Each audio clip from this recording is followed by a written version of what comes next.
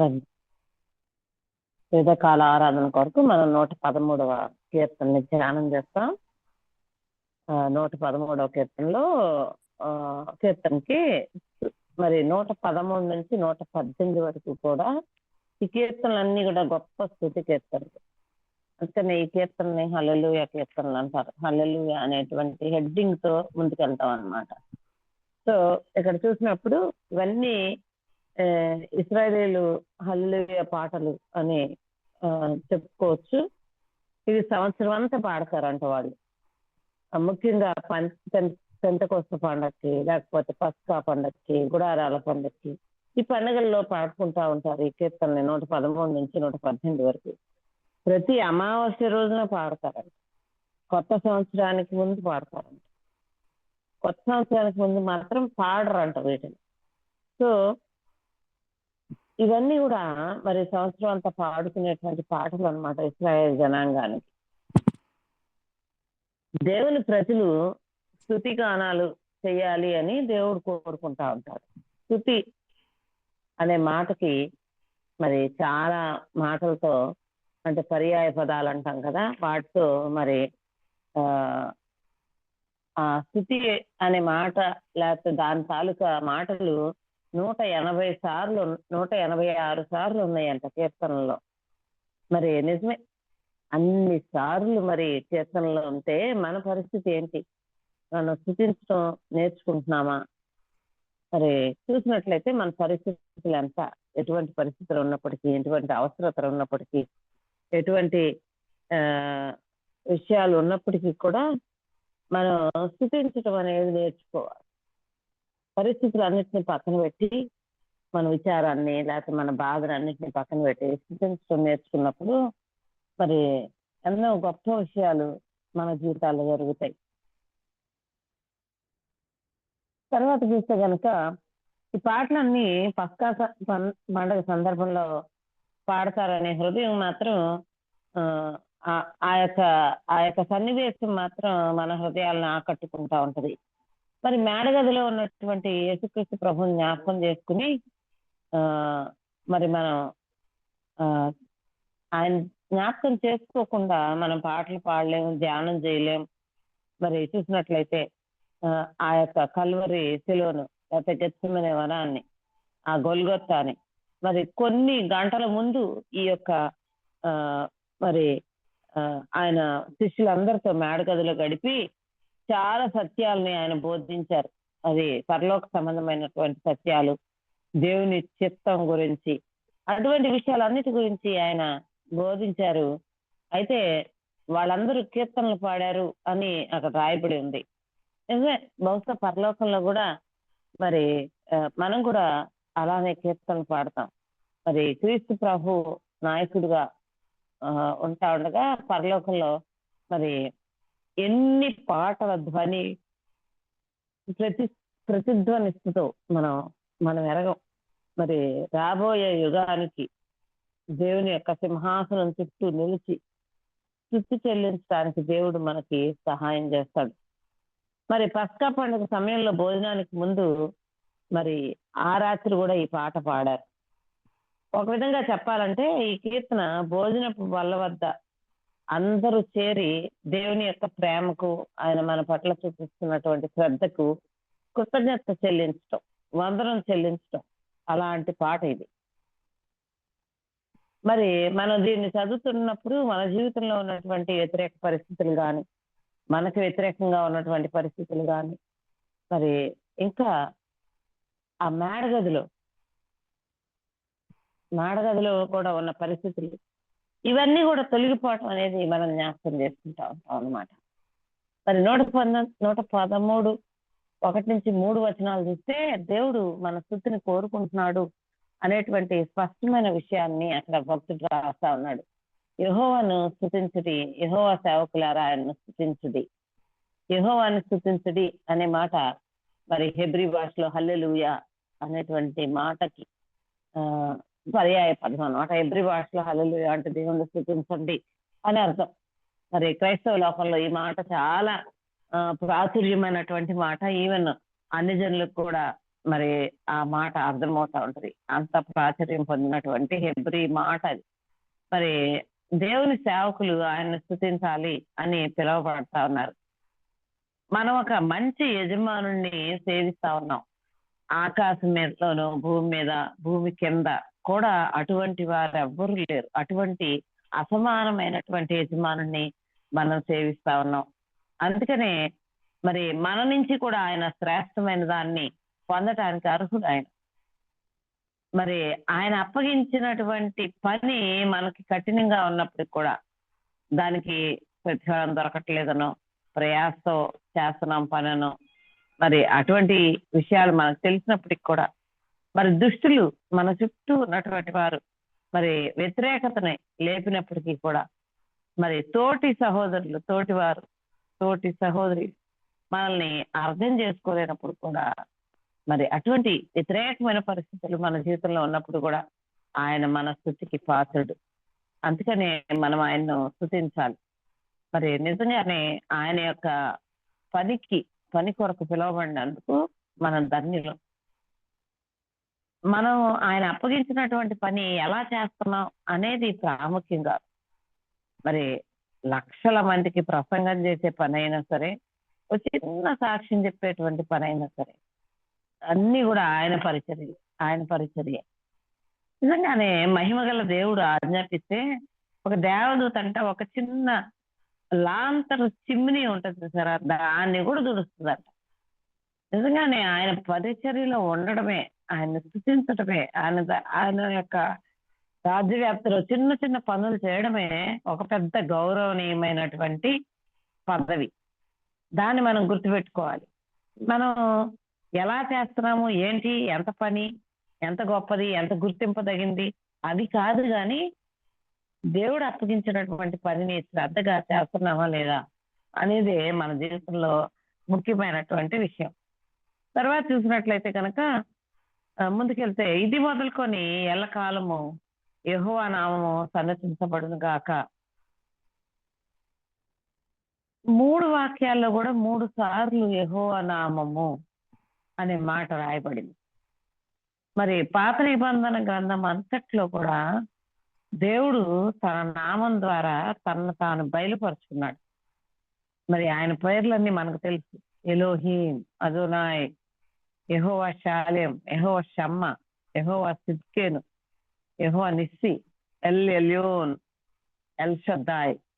ఒక నామం తర్వాత ఇంకొక నామం, ఇంకో నామం తర్వాత ఇంకొక నామం. ఆయన ప్రత్యక్షత తర్వాత మరలా ప్రత్యక్షత, తర్వాత మరలా ప్రత్యక్షత, ఇలా చెప్పుకుంటా పోతే మరి ఎన్ని పేర్లు ఆయన గురించి, ఆయన ప్రత్యక్షతను బట్టి మరి మన ముందుకు వచ్చినాయో.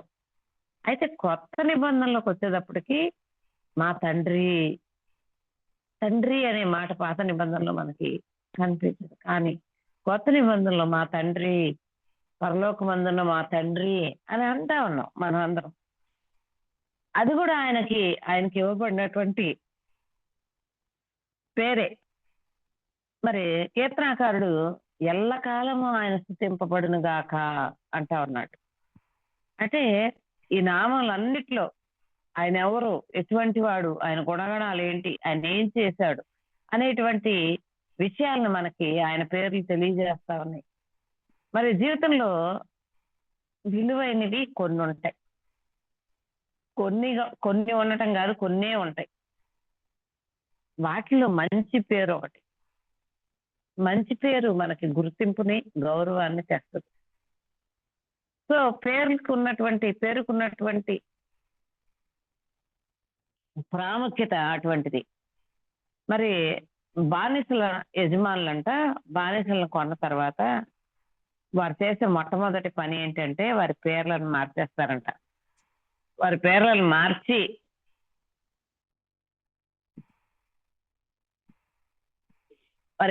మార్చి మరి వేరే పేరు పెట్టుకుంటారంట.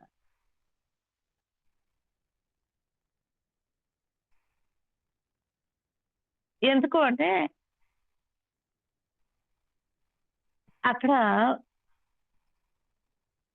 బానిసల్ని సంత వీధిలో పెట్టి వస్తువుల్ని వేలం వేసినట్లుగా సంత ఉంటది కదా, కూరగాయలు సరుకులు తెచ్చుకుంటాం. అట్లానే వాళ్ళు కూడా మరి బానిసలను వేలం వేస్తారంట. కొన్ని దేశాల్లో ఈ బానిసత్వం ఉండేది, ఈవెన్ అమెరికాలో కూడా. మరి అబ్రహాం లింకన్ దీనికి వ్యతిరేకంగా పోరాడి ఆయన ప్రెసిడెంట్ అయ్యేటప్పటికి దాన్ని పూర్తిగా రూపుమాపాడు. ఒకవేళ ఈ బానిసలు పారిపోవడానికి ప్రయత్నం చేస్తే చితక్ కొడతారంట.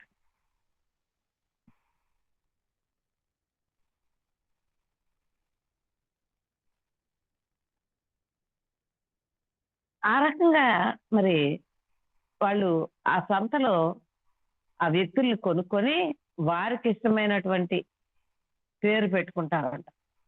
అసలు ఆ పేరు ఆ వ్యక్తికి నచ్చిందా లేదా, లేకపోతే అతను ఆ పేరుని బట్టి అవమానం పడుతున్నాడేమో,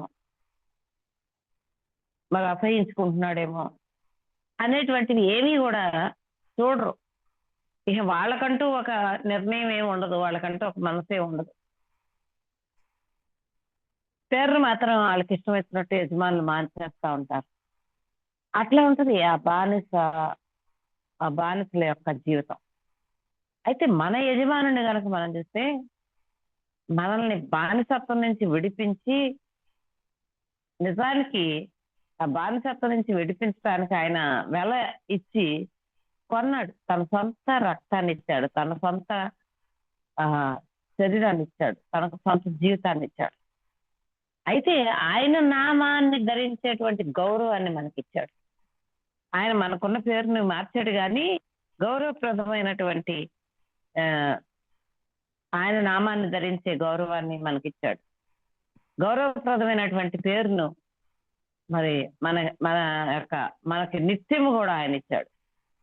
నిజానికి మనం పోగొట్టుకున్నటువంటి గౌరవాన్ని ఆయన మరలా తిరిగి ఇచ్చి క్రీస్తు క్రీస్తు యేసునందున్నటువంటి ఉన్నతమైనటువంటి పిలుపుతో ఆయన మనల్ని పిలిచాడు.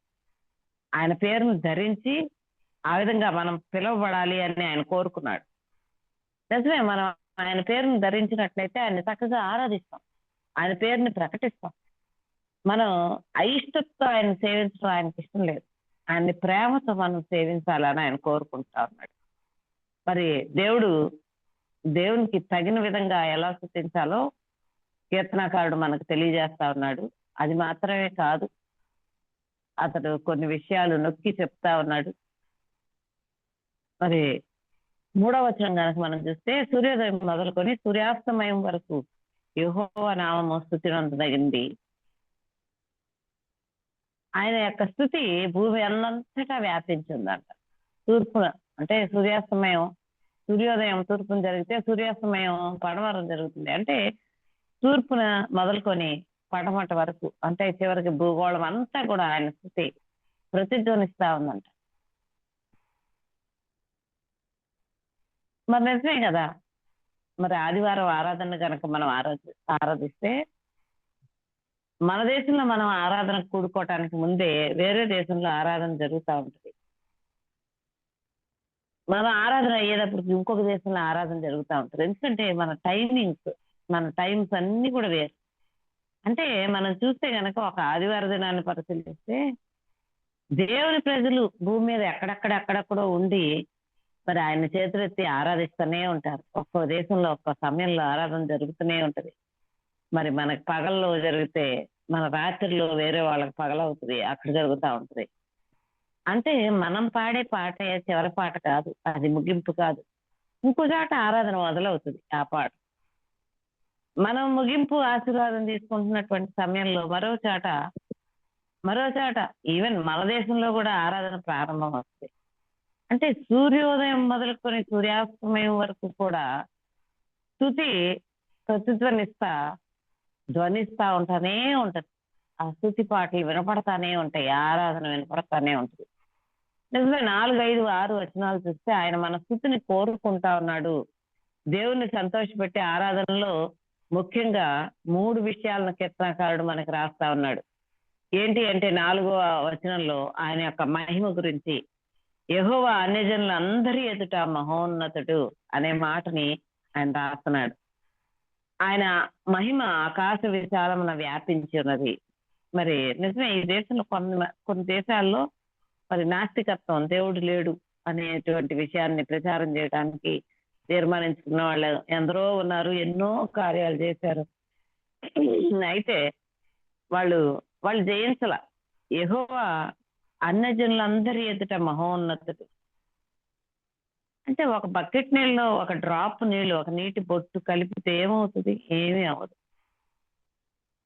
మరి గర్వంతో, అజ్ఞానంతో దేవుడు లేకుండా మేము చేయగలం, దేవుణ్ణే మేము పక్కకు పెట్టేయగలం అంటున్నటువంటి వారు మరి మన దృష్టిని మరల్చాలని, మనుషుల యొక్క దృష్టిని మరల్చాలని చేస్తున్నటువంటి ప్రయత్నాలని మనం చూస్తూ ఉంటాం. అయితే మరి మన దృష్టి మరల్చి పైకి చూసినట్లయితే అక్కడ ఆయన మహిమ అత్యున్నతంగా కనపడుతుంది అని కీర్తనకారుడు చెప్తా ఉన్నాడు. అక్కడ అంటే రాత్రి లేనటువంటి దినమే కనపడుతుందంట, చీకటి లేదు, వీధులన్నీ కూడా బంగారంతో మెరిసిపోతా ఉన్నాయి. ఇండ్లు చాలా ప్రశస్తమైనటువంటి రత్నాలతో కట్టబడి. అమ్మ ఎవరు మ్యూట్ అవ్వండి. యశోద గారు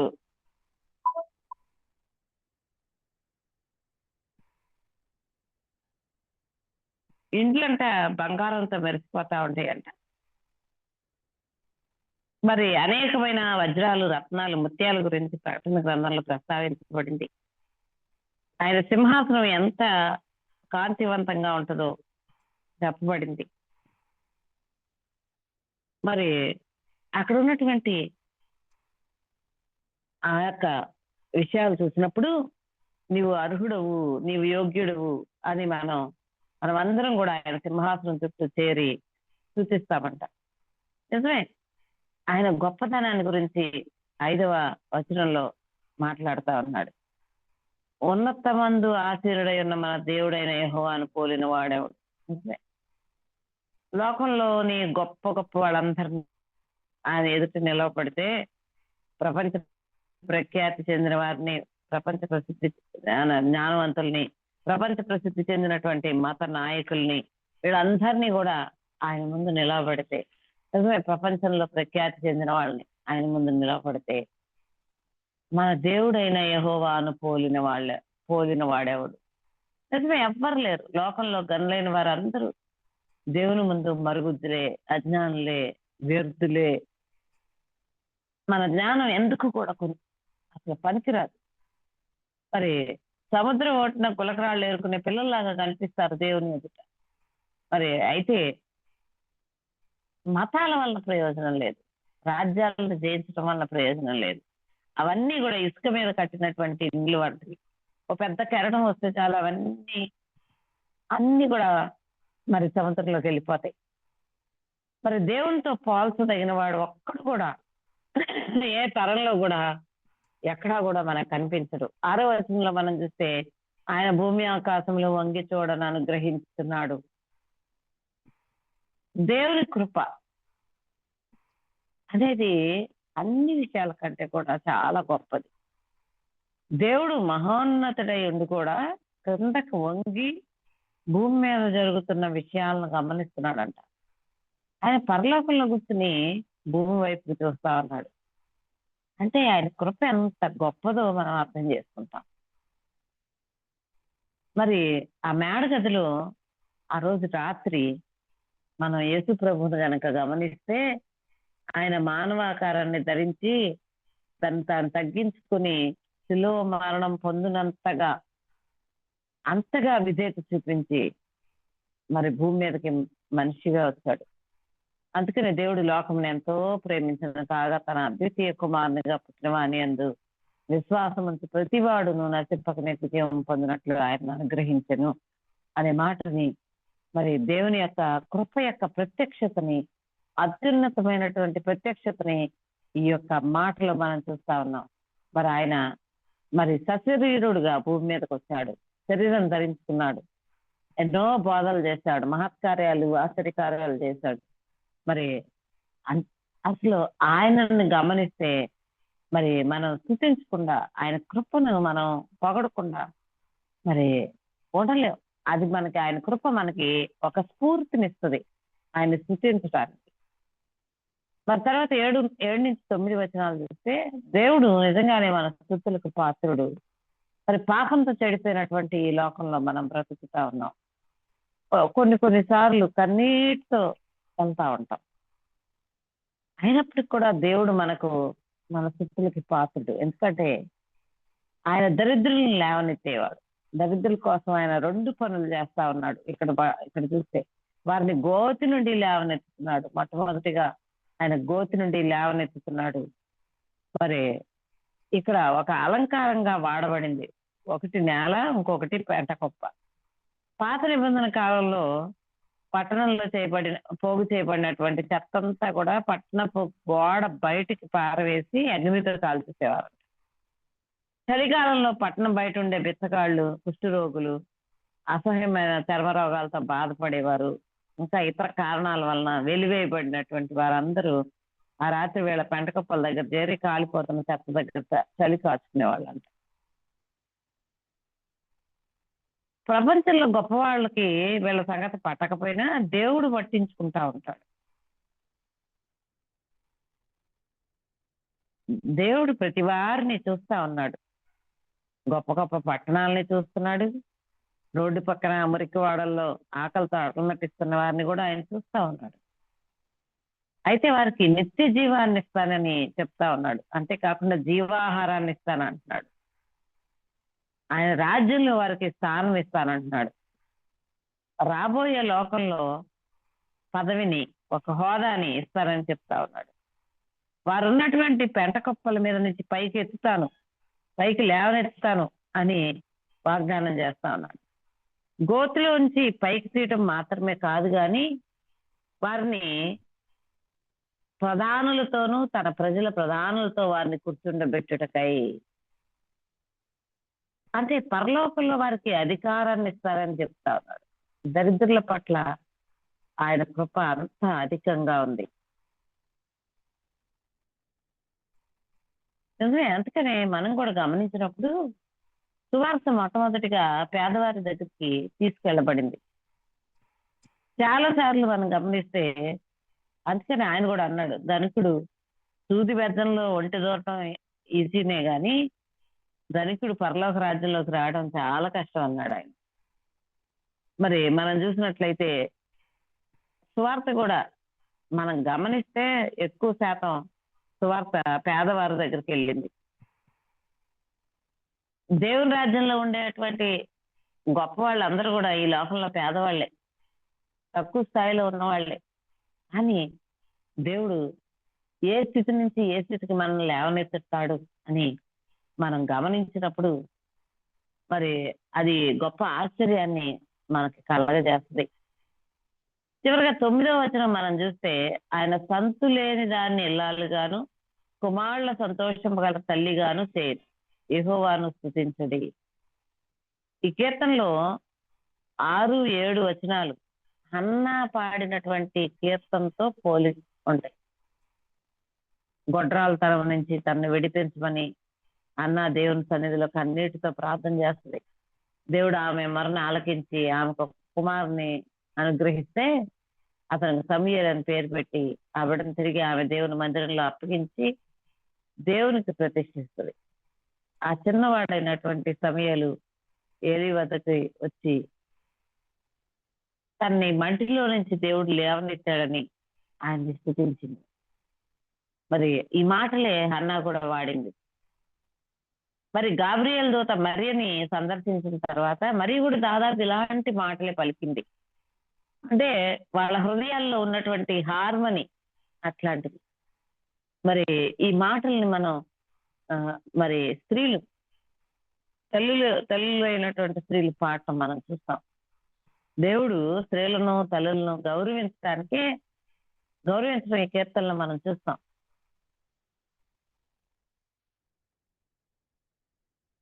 మరి